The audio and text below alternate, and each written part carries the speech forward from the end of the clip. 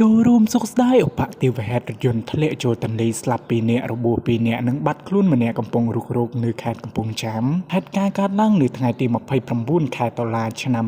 2025វេលាម៉ោង 10:11 នាទីដោយឡានមួយគ្រឿងម៉ាកសំយុងបានបើកធ្លាក់ចូលទឹកទន្លេមេគង្គនៅភូមិជោគជ័យឃុំមានជ័យស្រុកស្រីសន្ធរខេត្តកំពង់ចាមដែលបានធ្វើដំណើរពីស្រុកត្បូងឃ្មុំខេត្តត្បូងឃ្មុំឆ្លងកាត់ស្រុកស្រីសន្ធរក្នុងរថយន្តមានមនុស្សចំនួន5នាក់គិតមកដល់ត្រឹមម៉ោង 17 នាទី